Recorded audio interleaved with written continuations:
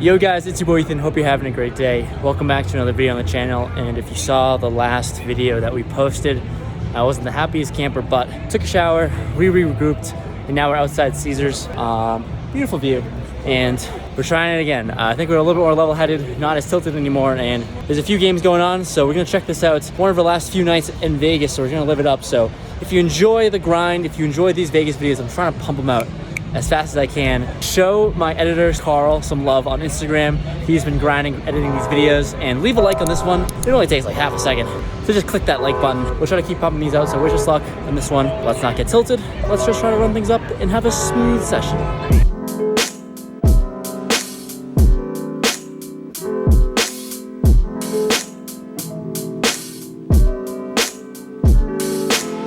We hop into the 1-3 game at Caesars with a $300 max. First hand in with ace-king off on the small blind, we're playing 5-handed.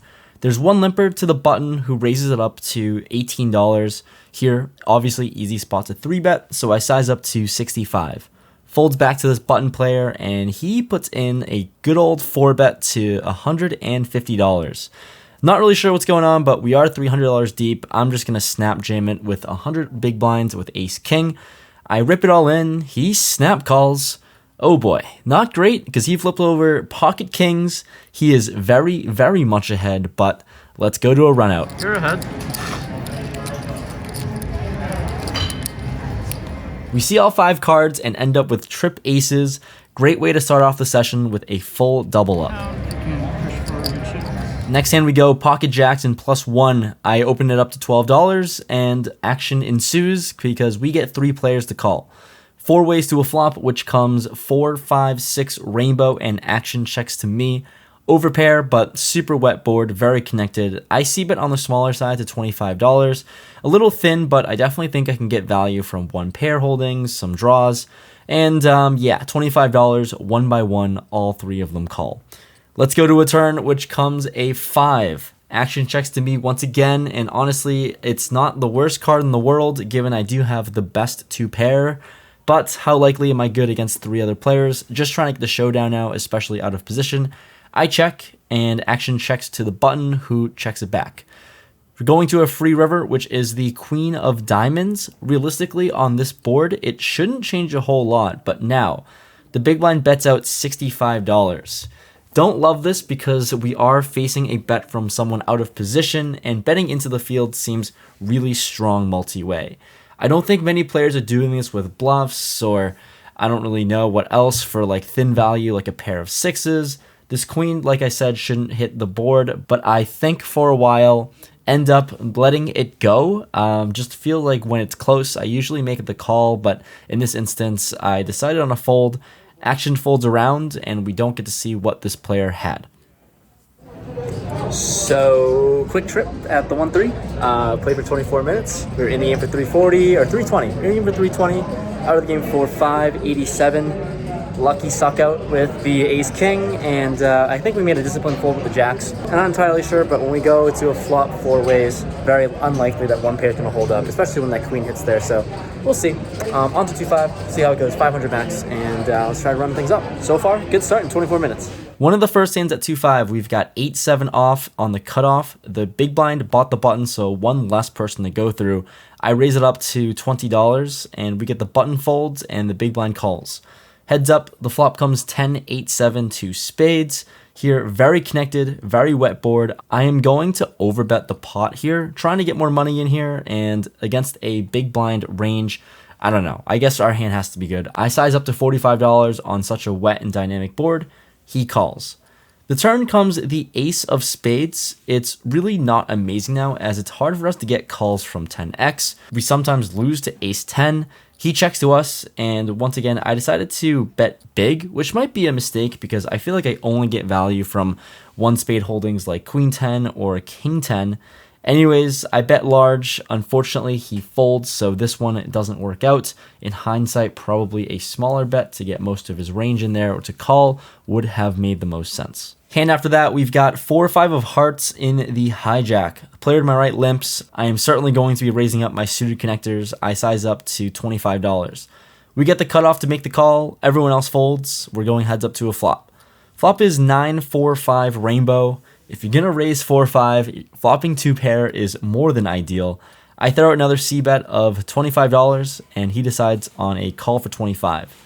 The turn is the deuce of spades. It's a little more coordinated of a board now, but I'm thinking I am just way ahead right now. So with that said, I decided to check, play this a little bit more deceptively. He throws out a bet of $35, and as much as I was trying to play deceptively, this bet sizing seems just a little too small, and with 2 pair, very disguised 2 pair, we're trying to get stacks in there. So I size up and put in a check raise to 150. It is super large, but trying to get stacks in like I said. But he quickly makes the fold, telling us that he had queen jack of spades. The following spot we get involved in, pocket nines under the gun, playing 6-handed. I opened this up to $20 under the gun, folds around to the small blind, who makes the call. Flop comes jack, 3, deuce, rainbow. He checks to us, and on this board, we're just going to be ahead here so often. No need to c-bet too large, but definitely want to protect our pocket nines. So I c-bet $15, and he makes the call. The turn comes the ace of hearts. This is not great, as this card definitely hits a lot of his floating range that is calling flop. So when he checks to me, I decide to check it back and see a river. The river is the 3 of clubs. He now leads out for $65 now, almost the size of the pot. And now facing this bet, we're simply just bluff catching. Feels like this is going to be a hero call now. Sometimes I'm up against like king, queen, some trash hand like that. I'm not really sure what actually does end up on this river here that we beat, but it seems way too likely that we are behind here. So I think it over, but seems like the clear option has to be a fold given 2 cards over our pair. We let this hand go, give up the pot, and move on. This hand, I'm going to say, is a fun one. Pocket 5's on the button, hijack opens the 15, I make the call, big blind makes the call. 3 ways to a flop, which comes 6-5 deuce rainbow. Action checks to me with middle set. Obviously, this is a dream board for us. I don't think that this board is ever going to hit the hijack opening range, just given how I've seen him play so far. So I'm going to play this weirdly and check middle set back. The turn now comes a 6. Big blind throws out a bet of $20. The hijack preflop laser folds. And now onto me. Yeah, this is a beautiful turn card. If he has a 6, I think we can get a lot of money on the river here. But if he's on a draw, I don't really want to raise and get him off this hand so far. So hoping he's on a draw, I make the call, and let's see a river. The river is a 9. So given that, this is a pretty good river as 8-7 gets there. And even better, he leads out for $75. Obviously, this is a spot we are slam dunk raising for value here. Let's try to get more money in there, and I announce a raise to $300. But unfortunately, before I can even get chips in the middle, he just snap folds. So I guess we take it down. It looks like we probably might have made the maximum, flatting the turn and slow playing our hand. So I guess that worked out this time. In this hand, we look down at a premium 9-7 offsuit. What more can you ask for? We're in the big blind. There are 3 limpers to me, and yeah, we're just going to check this back and see a flop 4 ways. Flop comes 10-9 deuce rainbow. When the small blind checks, I am going to lead out here for $15, given that we do have second pair. Think we can protect our hand. We do have backdoor straight draws, whatever. I bet 15, and only 1 player calls in the hijack. The turn now comes in 8. We've improved to an open-ender and out of position now. I think we want to see a river given the action. So I check. He throws out a bet of $20, another pretty small bet. And given the sizing, we're never going away. I make the call. The river now comes a jack. So given this river, we do have a straight. It might be good to lead out and target 2 pair holdings. Not entirely sure what we can get value from besides that, but I do throw out a small bet of $35. Pretty much like a block bet, and he now thinks 35 is too small. He puts in a raise to $100, and this is gross. Mid-tank, I throw up, and the camera actually comes down with me. No, I just knocked it over, so there's that. But anyways, I'm still thinking, even after the camera mess up, how often does he have a queen in his range here? I guess maybe he has queen 10, queen jack. It's hard to really call this because we do have the bottom end of the straight. And after thinking things over for a while, I ultimately decided on a fold and let it go. We're folding a lot this session. Maybe it's some discipline. Maybe it's some donkey folds. but here with the bottom end of the straight facing this action, it just seems a little too strong. So we just once again give him the pot. Following that hand, this one's a little bit better. Pocket 10s in the hijack. Action folds to me. I open it up to $20. Now we get the button to 3-bet to 60, and action folds to me again. I am never folding this hand to a 3-bet. I don't think we're really going to 4-bet too often out of position, so I call and see a flop. Flop is 8, 6, 3, 2 diamonds. Pretty good flop for 10s. I check. He c-bet $65, and I'm just simply never folding here. I make the call for 65 with our overpair and evaluate a turn.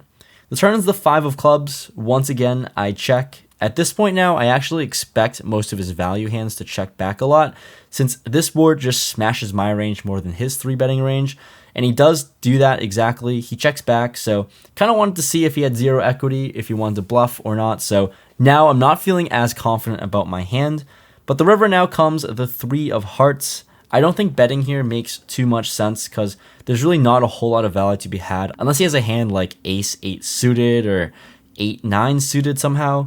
Not entirely sure, but I check. Maybe we can induce a bluff, but he quickly checks it back. I show my hand, and we scoop.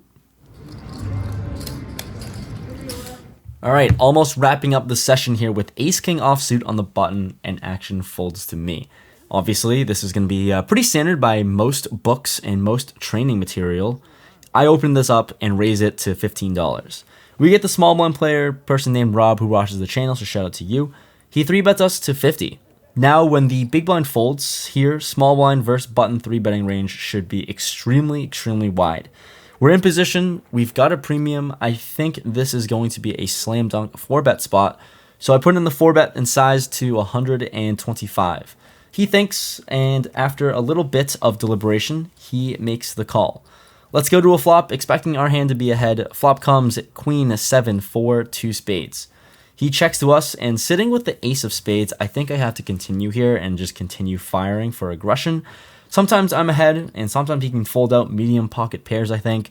So I size the 1/3 pot to $80. It doesn't take too long for him to call, and he covers me as I only have about 530 behind. The turn comes the 5 of diamonds. He checks again, and if this was a spade turn, I think I would have ripped it all in here, but now, sitting with just ace-king high, board texture does not favor us. I decide to check back. The river is now a queen. All right, all things considered, bricked out with ace-king, this sucks. Even worse, he bets really small for $100. How often does he have a hand like pocket 10s or pocket jacks? And I'm thinking maybe if I were to rip it all in, can I ever get a fold for him? I don't want to get too crazy here, especially when Rob shows his extreme shakiness of his hand. Clearly very nervous. Anyways, I decide on a fold. I think I flash him my cards, and he's nice enough to show us his hand. Pocket aces had us absolutely crushed the whole way. Nice hand, Rob. Wrapping up the session here with my buddy, little Wolfie. Wolfgang Poker. Woo! How'd your session go today at Caesars? In for 300. Out for, you guessed it, 300, baby. You're gonna want to check out that man. video. It's a banger. So exciting. You cannot miss out on this exhilarating stuff. Wolfgang Poker, check him out on YouTube. Make some good content and good dance moves. We bounced back, I guess. The Aria session did not go well for us, but we found a way to bounce back in those 1-3. Little suck out with the ace-king, and then we went into the 2-5. Played for like 2.5 hours. In for 340, out for 341. Profit of $1. That's all we got. That ace-king hand kind of sucked, that last one, but running into aces there. But hopefully you enjoyed the video. Leave a like if you enjoyed, and I'll see you guys next time. Thanks so much for watching. Peace.